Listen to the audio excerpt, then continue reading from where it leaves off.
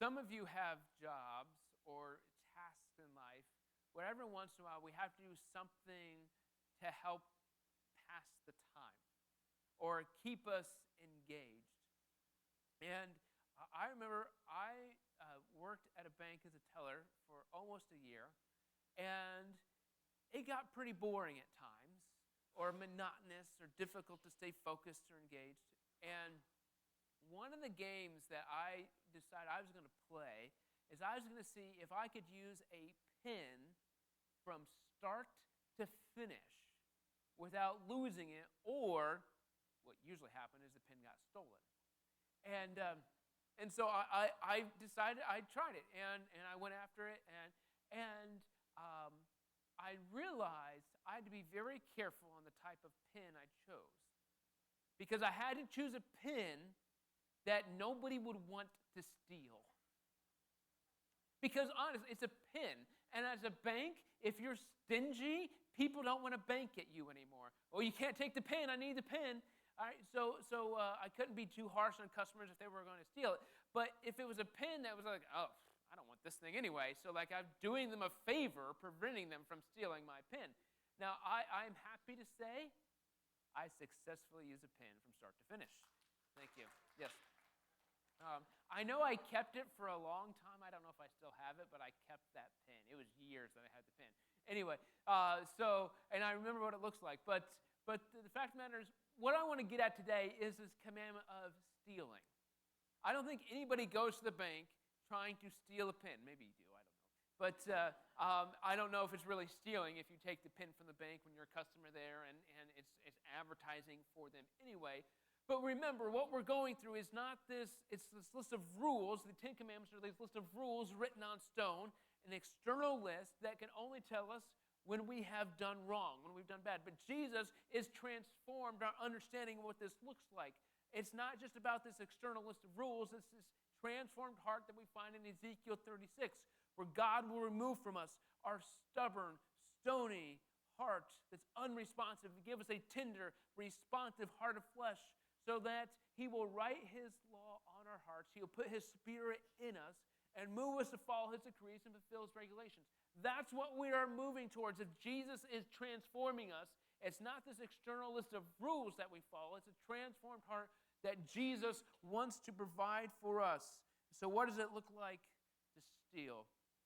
And when we look at in today's world, we have this concept of law, and we are a society of law and order. And for the most part, most of us avoid the law if we can. We only go to the law if we are wronged, and then we go to the law for help.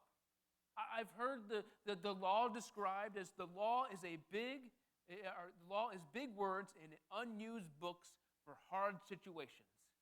I thought that's really interesting. The law is big words in unused books for hard situations.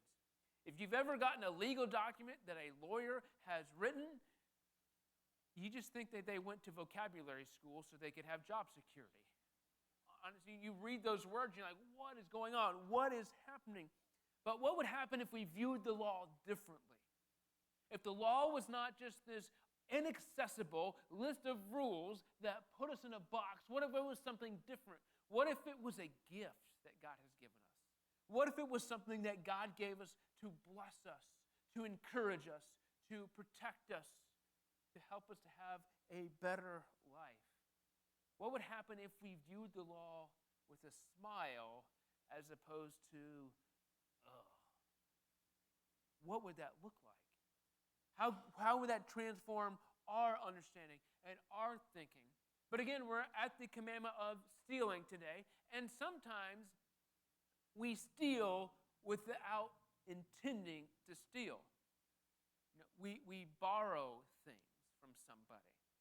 Right? Now, if I love our English language sometimes, because sometimes if you go up to somebody and say, hey, can I borrow a cup of sugar? No, you can have it. I don't want it back, right? Right? You're not gonna want that back. But I'm talking about if you borrow something, and some of the obvious examples, if you borrow a book from somebody, or a movie or a tool and you forget to give it back. That happens, but you know who doesn't forget about it? The lender, Jesus. Jesus. Did somebody say Jesus back there? Yeah. Yeah. Jesus doesn't forget about it. Okay. All right. But if I loan you a tool or something like that and you forget to give it back to me, almost always I remember that. Now, you didn't intend to steal it, and the examples I'm going to give today about stealing are probably going to be pretty trivial because I don't think anybody in here, for the most part, is actively trying to do things like embezzle money from your company. Right? We can say, well, I'm not doing that. Yeah, maybe you're not. But these commandments aren't about these things that other people are doing. It's about what is the heart issue in my life. So we come to Exodus chapter 20, verse 15, very short commandment. You must not steal. All right, 4 words. We're in the section of the commandments where the the commandments are pretty brief. You must not commit adultery. You must not murder. You must not steal. There's not a lot of content here, but it's pretty black and white. It's not you must not steal in this situation or unless this situation happens. Because in all reality, the value of the theft is not connected to the guilt. Value does not equal guilt. So if you steal a pin from the bank, it's still stealing. If you embezzle $1 million, it's still stealing. Now, from our law and order society, we're not trying to prosecute the same way. That's not the point of what we're getting at. But the act is black and white. So, but part of why this is important for us to keep at the forefront of our thought process is that small transgressions build. In fact, when we make small compromises that push Jesus out of our life, it gets more, and it gets more, and it gets more. And it really, what it does is it frustrates our relationship with Jesus. It makes our relationship with Jesus seem inauthentic or not worthwhile. It's not making a difference in our lives. And other people can see that as well. And they say, well, if that's what it means to follow Jesus, I don't want that. See, small transgressions lay the foundation for greater transgressions. As we think about you must not steal, one of the things that calls to attention is the fact that everything belongs to God. Everything. Like, everything in this world. He is the creator and the sustainer of life. Anything that exists only exists because God created it. So it belongs to Him. And so as I'm thinking about this, sometimes we can cut corners or get ahead a little bit. But in all reality, when we're talking about what the life that Jesus has called us to live, is that temporary gains bring chains that sacrifice eternal freedom. Jesus wants to give us freedom, but if we cut corners in unethical ways, then in all reality, we're not following Jesus. We're sacrificing the life that Jesus wants us to have. But another way that we can steal things is that of time and money. Now, when we're talking about time, we usually jump right ahead to our employer. We're on the clock, but we're doing non-things for our employer. We're doing other activities, personal errands or something of that nature. This is not about legalism, because we've all had conversations at the water cooler type stuff, right? There's relationships that happen within the context of working. It's not about legalism, it's about intentionality. And so when we're talking about our company or the boss, sometimes we reason it by saying, well, I work really hard for this company, so I can do this. I can do 5 minutes or 10 minutes or half an hour, or whatever that time frame may be. But we have to be careful about, are we intentionally taking something that somebody's paying us for? Now, but on other levels, we recognize sometimes we can rob others by not giving our best of our time or our talents. And we do this probably most obviously with our family or even God. When it comes to God, we usually give God our leftovers. Well, I give this to my work, I give this to my family, I give this to my responsibilities, and if I have any left over, then I give it to God. That's all we have. That's all that is left. And so if I have some left, then I will give it to God.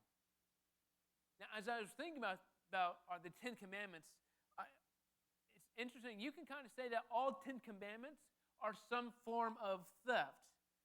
If the commandment of you must not murder is a theft of life, the commandment of no other idols except no other gods except God is a theft of idolatry, of glory, of removing God's glory from him.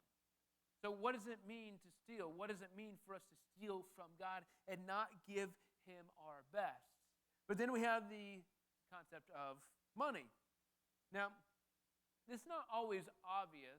And again, some of the examples I think I'm going to give seem a little not that big of a deal because I'm not aware of anybody who's actively trying to steal money from you. You're not embezzling from your company. But we must not cut corners, and we must live with integrity. Several years ago, I was at a department store, and I had purchased a suit. And looking back, I don't know why I purchased the suit. It was not a good suit, but that's not here nor there. So I go to the counter, they ring me up, they put everything in the bag, and I'm walking out of the store, and I'm like, man, that was a lot cheaper than I anticipated it being. And I look at this receipt, and I see that they charged me for the jacket, but not the pants.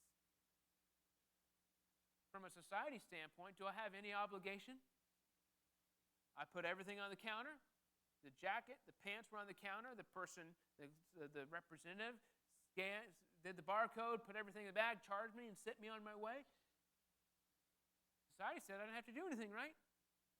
If they didn't want to charge, that's their fault. That's not my fault. But is that how Jesus calls us to live? I mean, Jesus says, you know what? That might cost you a little bit of money to go back and pay for it, but it's going to cost you a lot of integrity to not do it. It's going to cost you a lot of spiritual integrity. And because Jesus cares how we relate to each other. He cares how we interact with each other. Now, we have to be careful that we're not overboard with some of this stuff. If you realize a month and a half later that they didn't charge you for it, that's going to be a real weird conversation at the store. Right? But the fact of the matter is, Jesus cares how we relate to each other. Now, again, we have the concept of taking a pin from the bank versus embezzling $1 million. God is calling us to make sure we don't make small sacrifices. But usually what we do is we claim ignorance. Look at the book of Malachi. That's a great example. It's the last book in the Old Testament of these individuals claimed ignorance when we're talking about stealing. God says, you have robbed me. And they say, how have we robbed you? Well, God says, well, you're supposed to give me animal sacrifices. That was their system back then. But you gave me the lame, the diseased, the crippled, the blind animals. The animals that weren't worth anything anyway. What good did that do? And God said, test me, give me everything, give me the full tithe. And this is resources and money that he's specifically talking about. But that's what we tend to do. What are you talking about? I'm not doing this. This isn't me. This commandment doesn't bother me. I follow this commandment perfectly. I should be up there preaching today. That's the mentality. Now, we might not go that far, but we have that same defense mechanism. Well, this isn't a big deal. I don't do this. So when God calls us out, we say, well, it's not for me, or we ignore it, or we brush it off, or it's no big deal. But I also came across the concept of the theft of innocence. And usually this is referred to as a younger person in their innocence and for various components. But I think it's bigger than just that. It's seducing another person to sin, whether it's peer pressure, coercion, force, theft of somebody's reputation. Right? Have we forced somebody to do something that they wouldn't have done otherwise, or that they are uncomfortable doing, or that they really shouldn't be doing in the first place? Because we all have temptations. We all have temptations to do things that we probably shouldn't. And I think there's an example of the detriment of sin that we can find in Joshua chapter 6 and 7. So it's Achan's sin. And in this story, you remember, this is Joshua and the Israelites had it's the Jericho story, where God called them for 6 days, march around the city. And on the seventh day, march around the city of Jericho 7 times. At the end, yell, blow the trumpets, all those things. And the walls of Jericho came tumbling down, right? Some of you probably sing the little kid song, Joshua fought the battle of Jericho. Okay, but anybody know that song? I didn't know that till I was an adult. But anyway, oh, it's a big group over here. But one of the commands that God gave said that nobody gets any of the plunder. Everything is to be sacrificed to the Lord. All right, so Joshua got that command from God. Joshua gave that to the people. All right, everybody knew it. And so they follow what God said for Jericho. City falls, everything happened. And then they move on. They defeated Jericho. They move on to the town of Ai. And they get there, and they can't defeat him. And they're having problems, and they're struggling. And Joshua goes up to God and says, hey, what's going on here? And God says, not everybody listened. So eventually it was revealed that this guy named Achan took some of the plunder and kept it for himself. And because of that, the rest of the nation struggled. Remember, there are like 2 million people?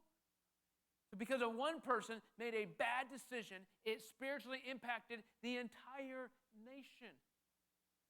Now, I recognize the Old Testament structure of the people of Israel is different than what we are today. But if one person isn't following Jesus, it can have ramifications for all other people. If somebody compromises in Jesus, it can impact others as well. And so I'm not saying we have to be paranoid, but we need to not be indifferent. Well, this isn't a big deal. We can't make compromises. We can't cut corners. We can't allow these things to creep into our lives. Because when you think about theft, particularly if you're talking about something like resources, finances, possessions, theft on a lot of levels is failure to trust God's provisions. If I have to steal in order to get something because I want this, I am not trusting or being content with God's provisions.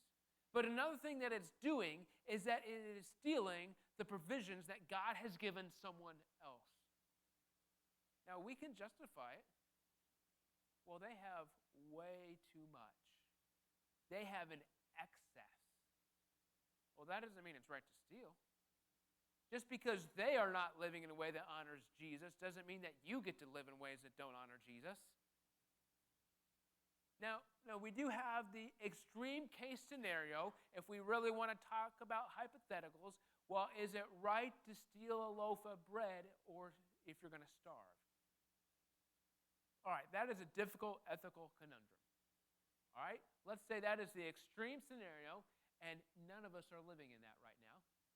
So we don't have to use the extreme scenario to justify our actions that don't honor Jesus, because we're not living in that extreme scenario. Because we like to say we're the exception to the rule. We aren't like this. We are different. You see, another area of theft. Have you ever gone to a restaurant, taken a lot of extra napkins or extra ketchup packets or straws? Well, I need some more napkins for my glove box. So if they don't give me any napkins the next time, I'll have some extra. Now, I don't know the actual dollar amount that you'd be stealing if you took 10 extra napkins. But my point is, now if you have extra napkins that they give you and you put them in the glove box, that's not what I'm talking about. I'm talking about you intentionally take them so you have extras for it later. Really small example, right? Really trivial thing. And I don't even know if that's really a sin to do that. I don't know what the restaurant would say if you say, hey, most fast food restaurants, if you tell a worker, I'm going to take 7 extra napkins, they're like, don't bother me. I don't care, right? So, my point is try to get us to think about the little things we do in life, and is this really honoring Jesus? Is everything I'm doing, the conversations I'm having, the choices I'm making, are they honoring Jesus? But Jesus unpacks this a little bit for us in Matthew chapter 6, just 3 verses, Matthew 6:19 through 21. He says, don't store up treasures on earth where moths and rust destroy and thieves break in and steal. Instead, store up for yourself treasures in heaven where moths and rust can't destroy and thieves don't break in and steal. For where your treasure is, there the desires of your heart will also be. As I think about these few verses that Jesus says, I'm reminded of the fact that we as people, we like to both indulge and have enough for a rainy day. We like both. Now, I'm not saying we need to live on such thin margins that a $50 emergency is going to destroy us. But let's make sure we recognize we want security, but we also want extravagance now. We want both of those things. So what Jesus is telling us is not to put hope in our worldly wealth, in our worldly accumulation, in our worldly security, in our worldly things, because eventually the worldly things will fail. And as I was thinking about this, I came to the thought that if Jesus doesn't keep us honest, is he really worth serving? If Jesus doesn't challenge us to live with integrity, are we actually serving Jesus? Or is he just this idea that makes us feel good about ourselves?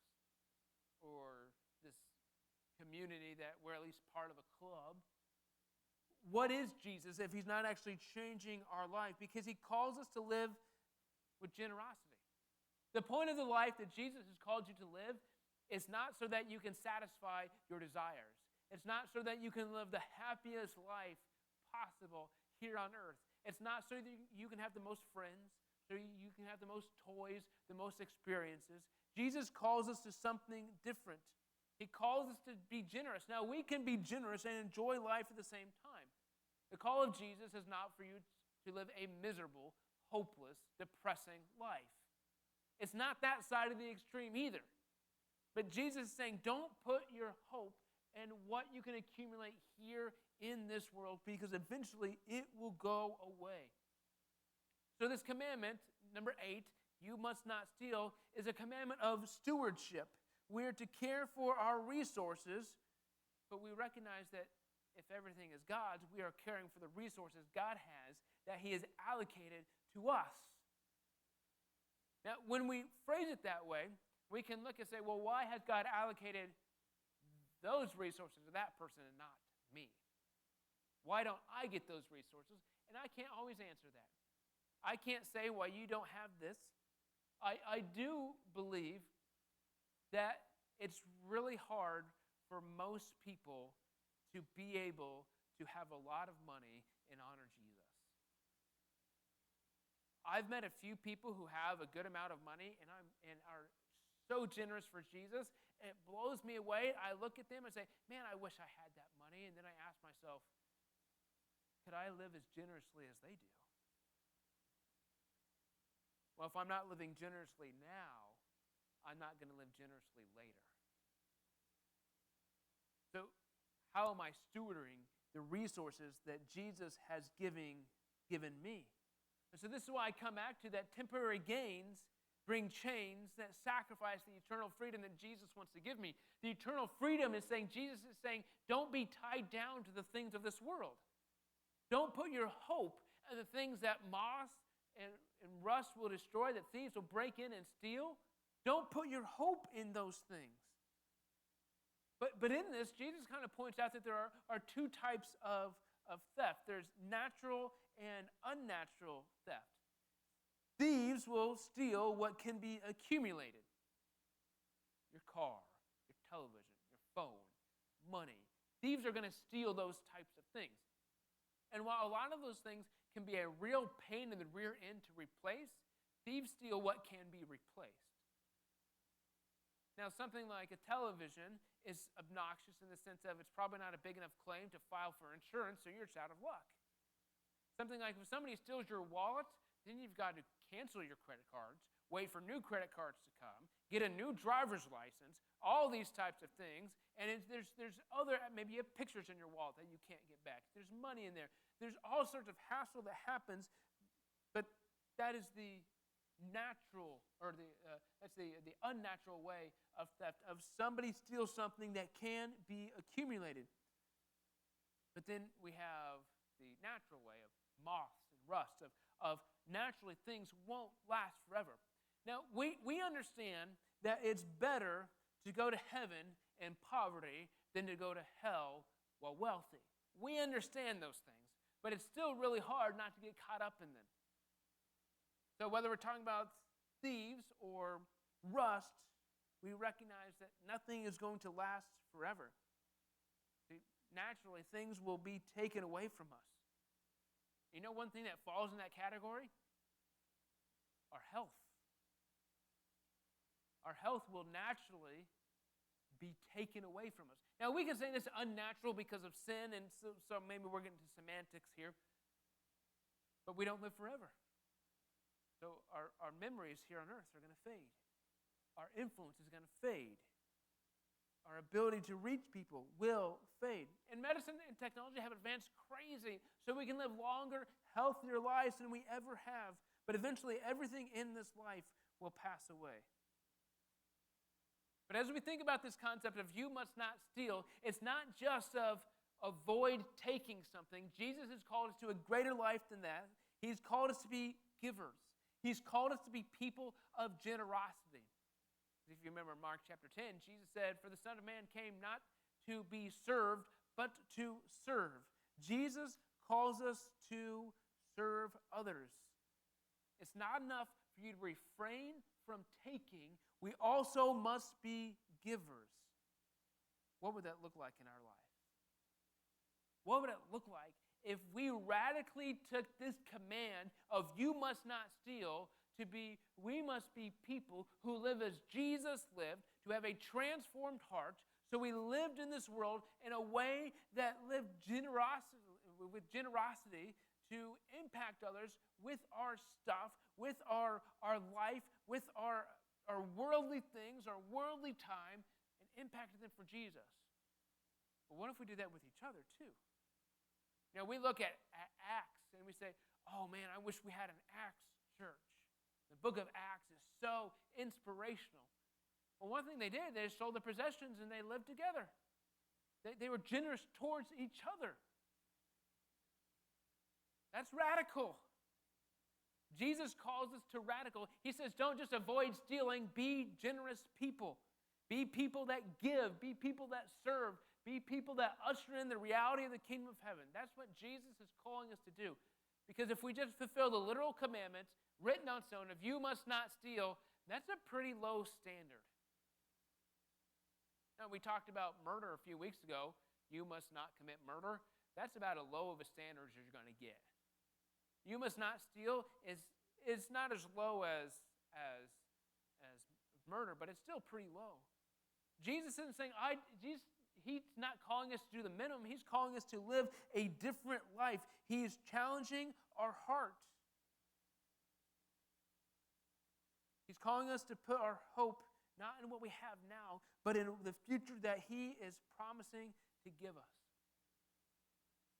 The sin always will overreach. Always will try to overreach. Sin is like a substance that we are addicted to. Drugs, those types of things. You get this high, or get this feeling, but the next time it wants a little bit more, and a little bit more, and a little bit more and a little bit more. Sin never stops in your life. And so if sin is there, the only way that you can stop it is for Jesus to cleanse you from it. It's not about you trying harder. It's not about you pretending it doesn't exist or putting on a better fake facade so other people don't see it. It's about Jesus doing a work in your life so you can live in chains or you can live in freedom. And these temporary gains, they bring chains that sacrifice eternal freedoms. Jesus isn't calling you to live a miserable life. He's not calling you to live the most terrible life that exists, a destitute life. He's also not calling you to focus so much on your life as what worldly pleasures can I get. He's calling you to something different. He's calling you to live differently than how the world calls us to live. He's calling us to live in freedom from our stuff, our possessions, our desires, our resources, our pleasures, our hopes, our dreams. He says, come live in me. And so we look at the law of you must not steal, and we can say it's this rigid rule, or it's a gift that Jesus has given us. See, these 10 commandments, what God is doing is He's calling us to a new way of life. The 10 commandments are not about us fulfilling a list of rules to impress God. 10 commandments show us that earth is a place where God is revealing His redemptive plan. He is bringing us back to Him. The new heavens and the new earth are coming here. God says, I want to do something different in you. I want to change the reality of this world so you no longer have to live by the rules of this world, but you can live differently. Exodus chapter 20, verse 2 sets the tone for the 10 commandments. 10 commandments are in Exodus chapter 20. They're also in Deuteronomy, but mainly in Exodus 20 is where we're most familiar with them. But before God gets to the commandments, He starts in verse 2. He says, I am the Lord your God who rescued you from the land of Egypt, the place of your slavery. That defines the relationship. Israel is connected to God because He is the God who has delivered them from slavery. Everything that comes after that, the 10 commandments, are a result of their relationship with God. Who is God to you? How do you define your relationship with God? As He is the one who has delivered you from slavery, from the bondage of sin, and if so, everything that comes after verse 2 is a result of that relationship, or is He somebody that's just a good idea? Is God somebody that you say, yeah, I'll try it.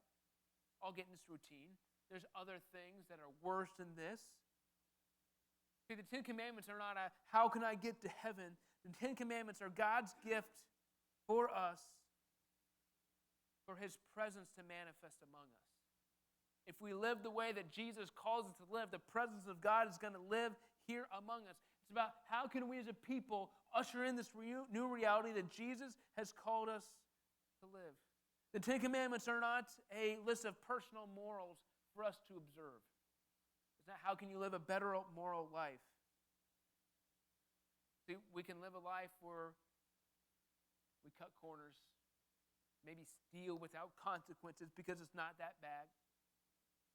You know, taking somebody else's parking spot. I got there first. It's okay. The other day, I was at the grocery store, and I was waiting in line for the person in front of me. I was waiting in line to check out. And the person only had a few items left. It was going to be 90 seconds or so before I was the next person up there. And the lane next to me opened up, and they said, I can help whoever's next. And there's a person behind me, and we both kind of went, and the person had a much better angle. Like that person could have gotten there a lot faster. But he stopped and said, no, you can go ahead. Now, from a moral standpoint, he could have done whatever he wanted. Nobody would have really cared. But I was the next customer in line, right? I was the next one. Now, neither one of us were in a hurry, so it's kind of like, no, you go, wasn't a big deal. And so we had that kind of back and forth. But it's another trivial example of what does it look like to live generously. Not just not steal. How can we live the life Jesus has called us to live? What does that look like for us? because we can live in chains of bondage, of the rules of this world, of sin, of darkness, or we can live in the freedom that Jesus wants us to live. That's a matter of our choice, of how much of Jesus are we allowing into our lives. Is Jesus really the king of our lives? Is he the king of our hearts?